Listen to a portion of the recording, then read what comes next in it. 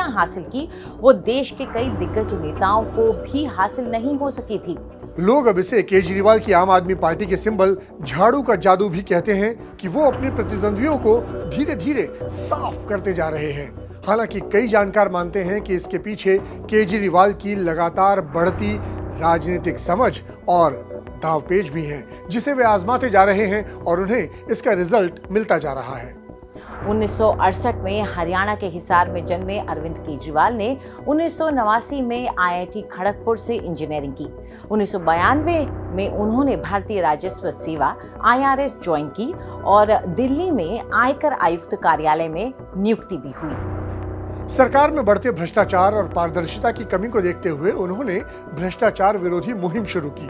सूचना अधिकार अधिनियम यानी RTI के लिए कई अभियान चलाए और इसे 2001 में दिल्ली में पारित करवाया और आखिरकार भारतीय संसद ने भी 2005 में RTI को पारित कर दिया।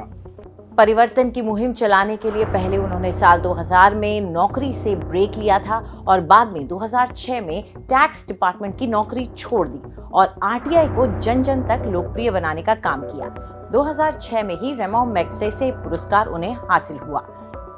ये तो कहना ही होगा कि अरविंद केजरीवाल ने मेहनत भी बहुत की और उन्हें उसका फल भी मिलता चला गया। उनके आंदोलन गुरु अन्ना हजारे से मतभेद जरूर हुए, लेकिन जब 2012 में आम आदमी पार्टी शुरू की तो केजरीवाल ने उसको भी क्षेत्रीय से राष्ट्रीय पार्टी बनाने के अपने लक्ष्य को 10 साल में हासिल कर ही लिया। गुजरात के लोगों ने आम आदमी पार्टी को राष्ट्रीय पार्टी बना दिया है। जितने वोट गुजरात में आम आदमी पार्टी को मिले हैं, उनके हिसाब से कानूनन अब आम आदमी पार्टी राष्ट्रीय पार्टी बन गई है। अब अगर अरविंद केजरीवाल अपनी आम आदमी पार्टी के नेताओं कार्यकर्ताओं से पूछें कि हाउस द जोश, तो सभी का एक ही सुर में जवाब आएगा कि हाय सर। इस बात का अंदाजा इस बात से लगाया जा सकता है कि हिमाचल प्रदेश और गुजरात के नतीजे आने से पहले ही आम आदमी पार्टी के दफ्तर पर एक खास पोस्टर लग गया था, आम आदमी पार्टी के राष्ट्रीय पार्टी बनने के लिए सभी देशवासियों को बधाई का।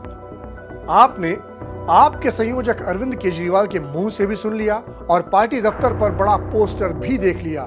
यानी कुल मिलाकर राष्ट्रीय दलों के ग्रुप में आम आदमी पार्टी को अब निर्वाचन आयोग से हरी झंडी का इंतजार है। देश में अभी मुख्य राष्ट्रीय दल ये हैं: Congress, BJP, BSP, CPI, CPM, राष्ट्रवादी कांग्रेस यानी NCP और तृणमूल कांग्रेस यानी TMC। नेशनल पीपुल्स पार्टी यानी NPP ने भी इस ग्रुप में एंट्री ले रखी है, लेकिन ये पार्टी मुख्यतः मेघालय तक ही सीमित है।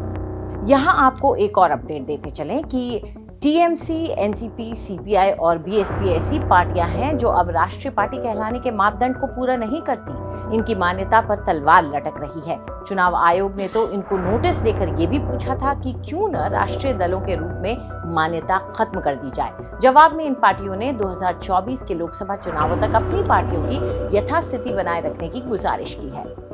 एक और बात बताते चले कि मुलायम सिंह यादव, लालू यादव, नीतीश कुमार, N चंद्रबाबू नायडू और K चंद्रशेखर राव जैसे दमदार नेता भी अपनी पार्टी को राष्ट्रीय दल का दर्जा नहीं दिलवा सके, क्योंकि ये क्षेत्रीय पार्टियां अपने अपने राज्य से निकलकर दूसरे राज्यों में छाप नहीं छोड़ सकी। तो सोचिए, जो हमने आपको पहले कहा था वो बात सही साबित हुई ना, कि अरविंद केजरीवाल ऐसे दिग्गजों से भी आगे निकलते नजर आ रहे हैं। आगे ही नहीं, हम तो कहेंगे कि काफी आगे निकला है। जो इस वक्त देश के राजनीतिक हालात हैं, उसके हिसाब से बीजेपी और कांग्रेस के बाद तीसरे नंबर पर केजरीवाल की आम आदमी पार्टी है। दिल्ली में 70 में से 67 सीटें और फिर 62 सीटें जीतने वाली आम आदमी पार्टी ने 2022 के MCD इलेक्शंस में बीजेपी का 15 साल का वर्चस्व खत्म कर दिया।